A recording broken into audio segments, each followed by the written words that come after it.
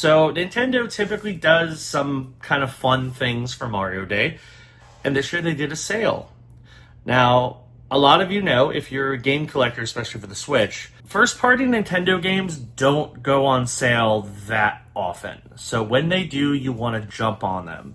And this was a case where there were two games I did not have that I was interested in playing that I could get for really good price. So I snagged both of them from GameStop.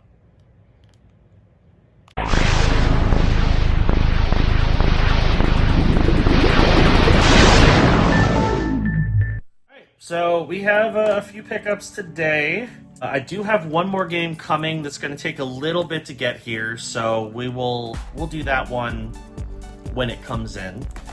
But we have some interesting pickups. I'm pretty interested to see how these all turn out. I mean, some of them are kind of weird. So we'll start off with Woot. So Woot upgraded their spring sale to include some more titles, and I picked up a couple. One is one that I didn't know had a SKU for this game, which immediately told me I need to buy it on this platform because I didn't know it existed.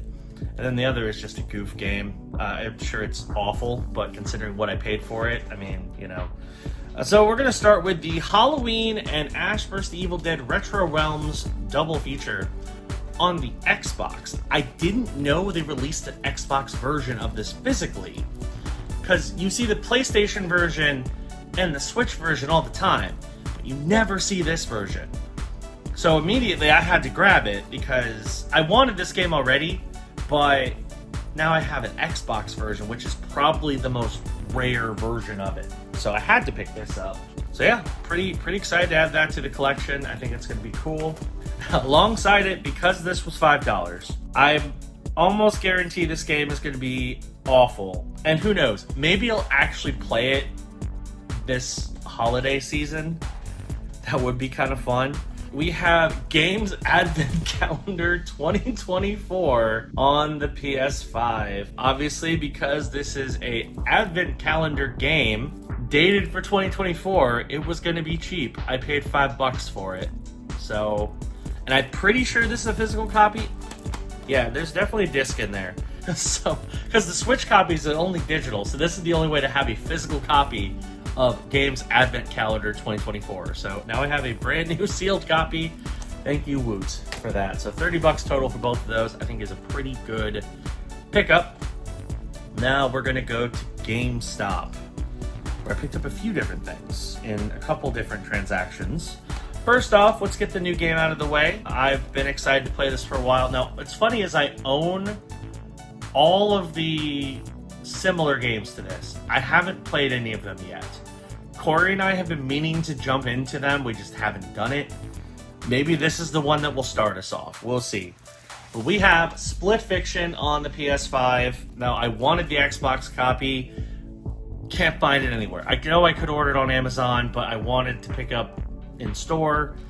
So I have the PS5 copy. That's the only one they had, but that's cool. I'm excited. It's another co-op game from Hazelight, the same team who made It Takes Two and A Way Out. Apparently this is also very good, so I'm excited to play it. Some co-op action. It's only co-op, so pretty cool. $50 for that one. And then next we're gonna do a sale that's going on because tomorrow, March 10th, is considered Mario Day because it's Mar 10. You get it. So Nintendo typically does some kind of fun things for Mario Day, and this year they did a sale. Now, a lot of you know, if you're a game collector, especially for the Switch, first-party Nintendo games don't go on sale that often. So when they do, you want to jump on them. And this was a case where there were two games I did not have that I was interested in playing that I could get for really good price. So I snagged both of them from GameStop. They were also the last sealed copies, and I got both of them. So we'll start off with Mario vs. Donkey Kong on the Switch. I got it for $30, which is a really good price for a first-party Nintendo game, brand new sealed. This is a puzzle game. I believe it came out on the DS originally. I've heard it's good, so I figured I'd pick it up, and now I have a Switch copy of it. The other one is Princess Peach Showtime on the Switch. This is a game I did not plan on buying for full price, but when it became available for $40, $20 off, I'm like, okay, I'll I'll go ahead. It looks fun. It's Princess Peach's like first like big standalone adventure game. I think it'll be a good time, so I figured I'd pick it up for $40.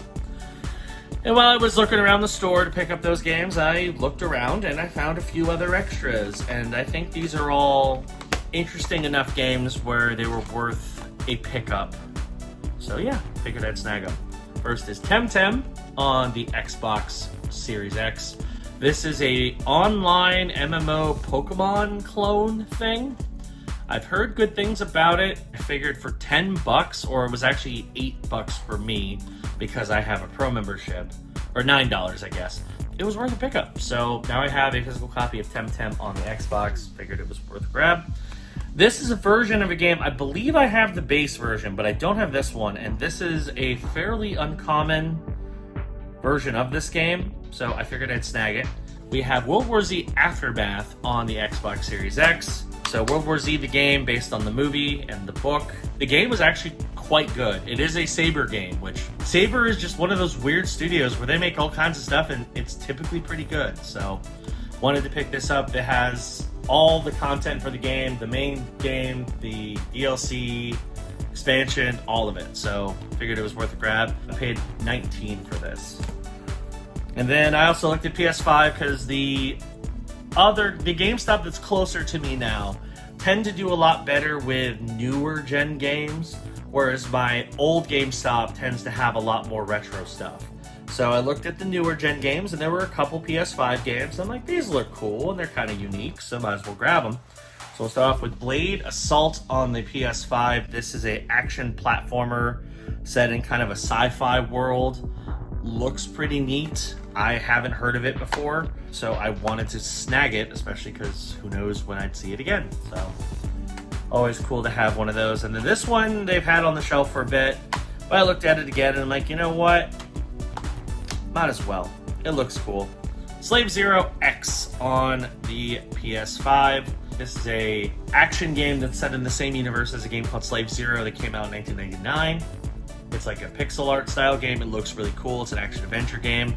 It was new, but it was $20, and it's, of course, GameStop new, so it's not sealed.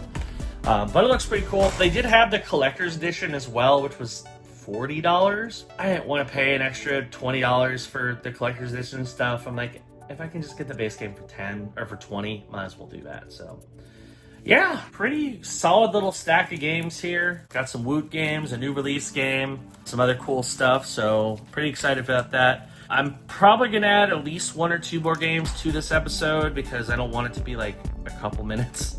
So we'll have some more pickups in a sec, but yeah, pretty happy with those. All right, it is now time to do the final recap for this week. I originally was going to wait to include another game that is ordered and is supposed to arrive before the end of the month.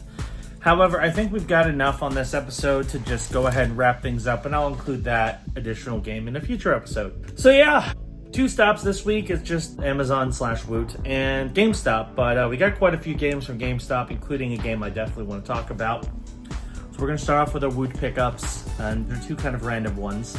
We'll start off with the most random, Games Advent Calendar 2024. This is apparently an advent calendar where you play like mini games based around Christmas. I don't know why this is a thing. It is though.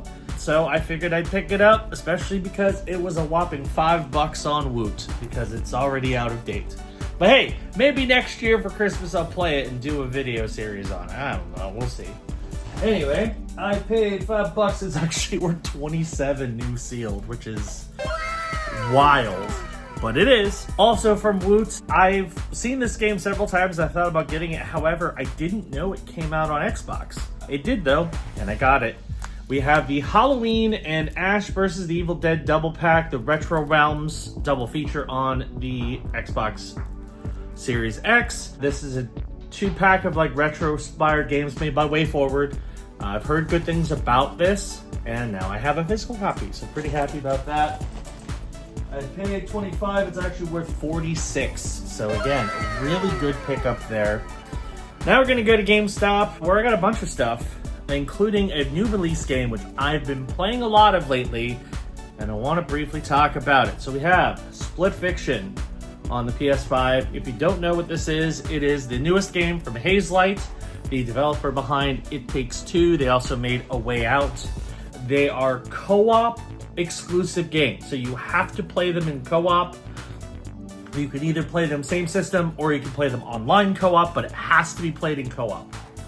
Corey and I have been meaning to play Hazelight games for a while. We just haven't. I don't know why we haven't. We just haven't. So we decided to start this one. It's fantastic.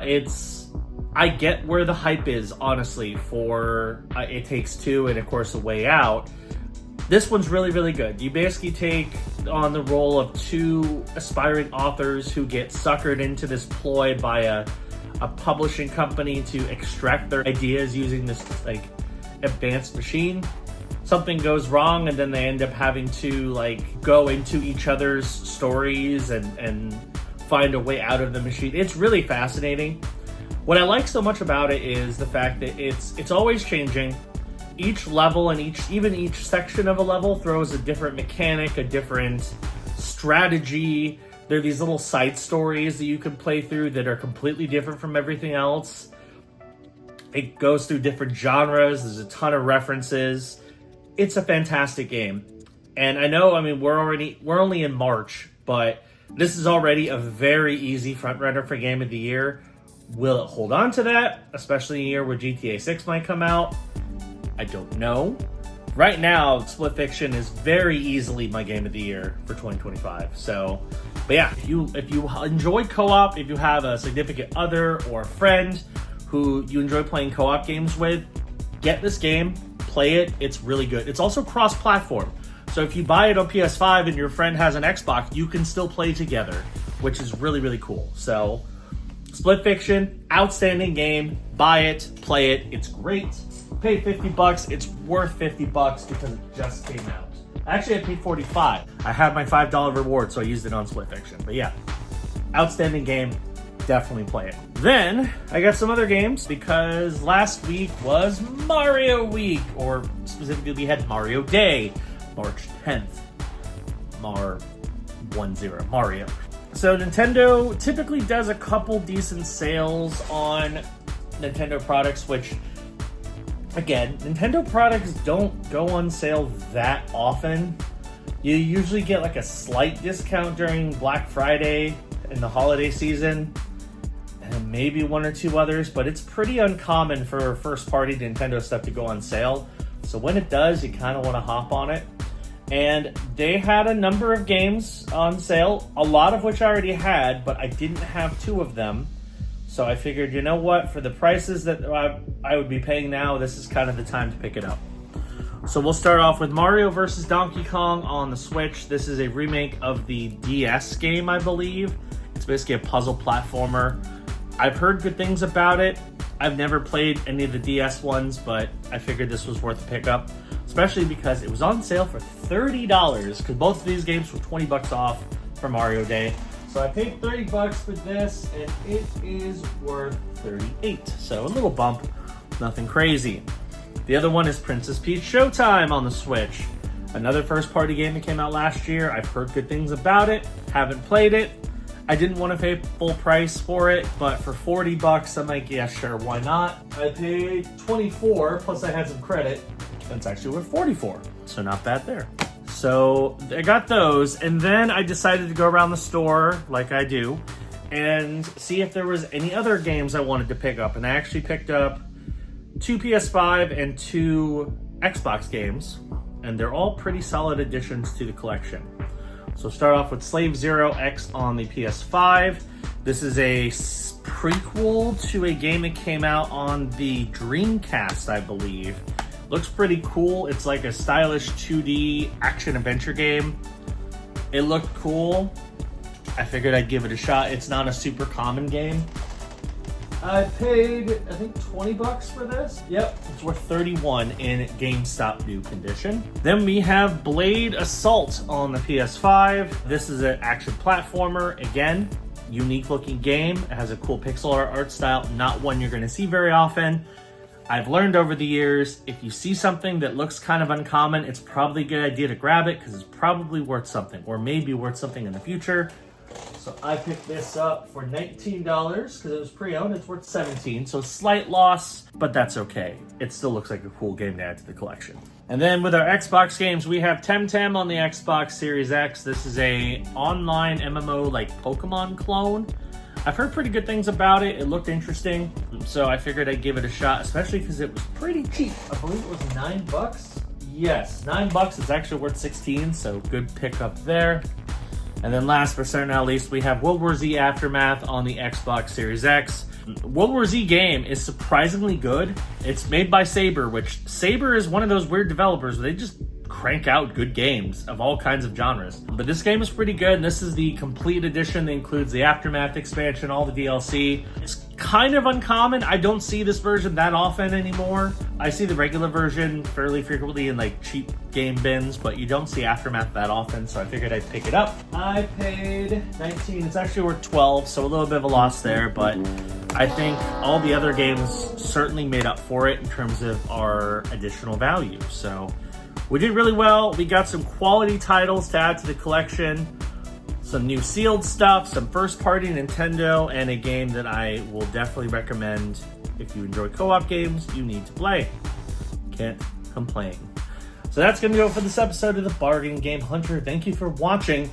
Hit that subscribe button, click the notification bell. That way you know when new videos drop. And yes, it's about time to go back out on the hunt. So we'll see how that goes in our next episode.